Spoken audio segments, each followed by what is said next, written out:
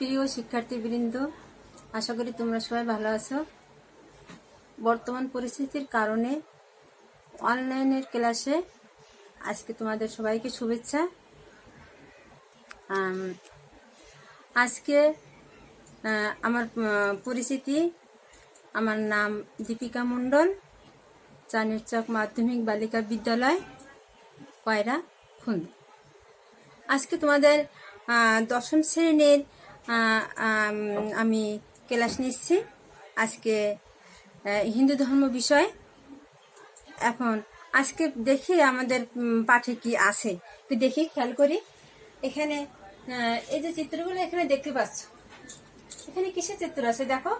এখানে উপরে দেওয়া আছে, দেখো এখানে একটা ধর্মীয় অনুষ্ঠান হচ্ছে, এখানে ধর্মীয় আলোচনা হচ্ছে।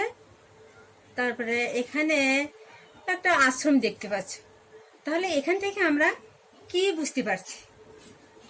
এখান থেকে আমরা বুঝতে পারছি হচ্ছে এটা একটা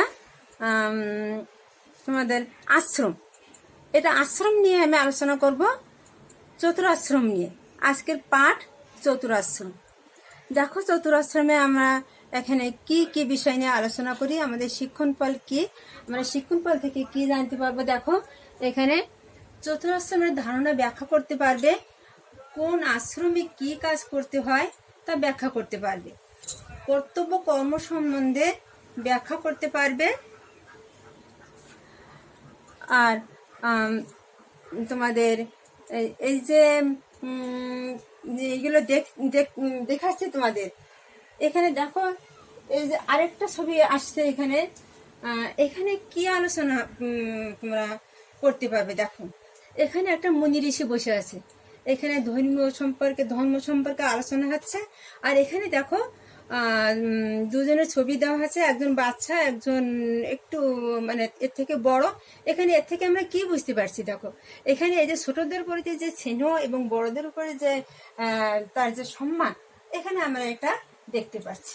তাহলে এখানে এই যে এর থেকে আমরা এখন তোমাদের আমি একটা প্রশ্ন করতে পারি যে আশ্রম কত প্রকার ও কি কি। হ্যাঁ, তোমরা ঠিকই বলেছো, আশ্রম 4 প্রকার। কি কি আশ্রম আছে এখানে আমরা আশ্রম 4 প্রকার। দেখো এখানে আমরা দেখতে পাবো কি কি আশ্রম আছে। প্রথমে আসছে ব্রহ্মচর্য আশ্রম, তারপরে 2 নম্বরে আসছে তোমাদের গার্হস্থ্য আশ্রম, আর 3 নম্বরে আসছে বানপ্রস্থ আশ্রম, আর 4 নম্বরে সন্ন্যাস আশ্রম। দেখো এটাকে তোমরা বিশ্লেষণ করতে পারবে? ব্রহ্মচর্য আশ্রম, গার্হস্থ্য আশ্রম, বানপ্রস্থ আশ্রম, সন্ন্যাস আশ্রম, এটা নিয়ে কি তোমরা আলোচনা করতে পারবে? দেখো ব্রহ্মচর্য আশ্রমটা কি। এখানে 5 বছর বয়স থেকে গুরুগৃহে থেকে যে শিক্ষা গ্রহণ করা হয় সেটা হচ্ছে ব্রহ্মচর্য আশ্রম। আর গার্হস্থ্য আশ্রমটা কি? গার্হস্থ্য আশ্রম হচ্ছে গৃহে থেকে, গৃহের সবার সঙ্গে যে কাজকর্ম করা হয়, যে সেখানে যে বিবাহের পর সন্তান সন্ততি লাভ করে যে জীবনযাপন করা হয় সেটাকে বলা হচ্ছে গার্হস্থ্য আশ্রম। এবার দেখো তারপরে 3 নম্বরে আসছে বানপ্রস্থ আশ্রম। বানপ্রস্থ আশ্রমটা কি? বানপ্রস্থ আশ্রম হচ্ছে যে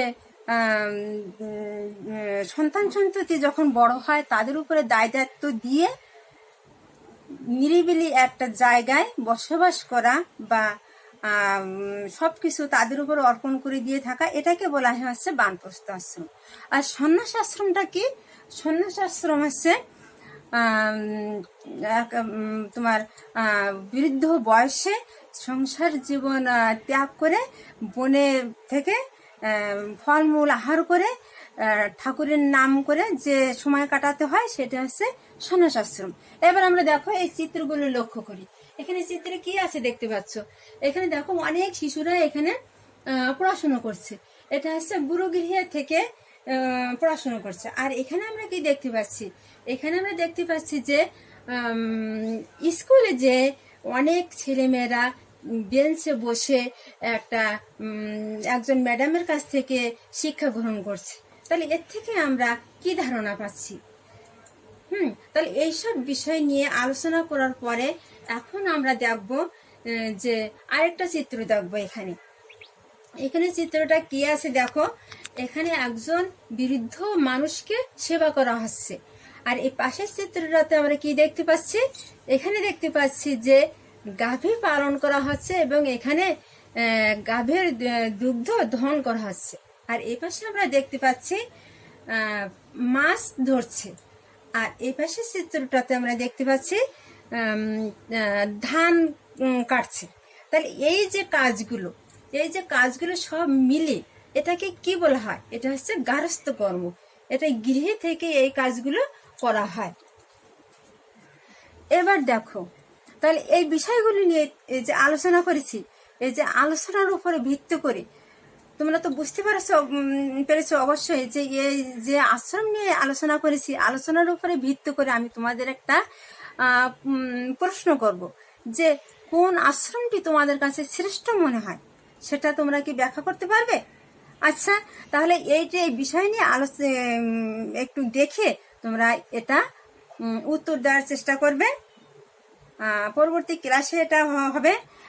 আজকে দেখো যে আমি যে আশ্রম নিয়ে আলোচনা করেছি, আশ্রমটা কিন্তু এটা সম্পূর্ণটা বলা হয় যে মানুষের জীবনের যে ভাগটা, সেটাকে আশ্রম হিসেবে আমাদের ভাগ করা হয়েছে। এক এক পর্যায় থেকে কিন্তু আমরা এটা এককভাবে জীবনযাপন করি। তা এর উপরে ভিত্তি করে আমি এখন প্রশ্ন করব তোমাদের যে মানুষের জীবনকে কয়টি ভাগে ভাগ করা হয়েছে। দেখো এখানে 4টি অপশন দেওয়া আছে, 2টি, 3টি, 4টি, 5টি। তাহলে তোমাদের কাছে প্রশ্ন রইল যে মানুষের জীবনকে কয়টি ভাগে ভাগ করা হয়েছে। এই আশ্রম থেকে কিন্তু তোমরা এটা পাবা। কোন আশ্রমে বনে থাকতে হয়? ব্রহ্মচর্য আশ্রম, গার্হস্থ্য আশ্রম, বানপ্রস্থ আশ্রম, সন্ন্যাস আশ্রম। আশ্রম নিয়ে কিন্তু আলোচনা করা হয়েছে এবং এগুলি বিশ্লেষণ করে দেওয়া হয়েছে। এরপরে বলো কোন আশ্রমে বনে থাকতে হয়। এই হচ্ছে তোমাদের আজকের চতুরাশ্রম বিষয় নিয়ে আমি আলোচনা করেছি। আলোচনা করার পরে এখন তোমাদের বাড়ির কাজ দেওয়া থাকলো যে মানুষের জীবনে আশ্রমের গুরুত্ব ব্যাখ্যা কর। মানুষের জীবনে যে আশ্রম, সে আশ্রমের যে ভাগগুলো আছে তার গুরুত্ব ব্যাখ্যা করতে হবে। এটা হচ্ছে তোমাদের বাড়ির কাজ। এবার আমাদের ক্লাস এখন শেষ হওয়ার পর্যায়ে। এখন সবাইকে শুভেচ্ছা এবং ধন্যবাদ জানিয়ে আমি তোমাদের ক্লাস শেষ করছি। আর আরেকটা আমি কথা বলবো যে এখন বিশ্বজুড়ে একটা মহামারী চলছে, আমাদের সবাইকে স্বাস্থ্যবিধি মেনে চলতে হবে এবং সবাই যাতে তোমরা সুস্থ থাকো সেই কামনা করে সবাইকে ধন্যবাদ জানিয়ে আমি আমার ক্লাস শেষ করছি।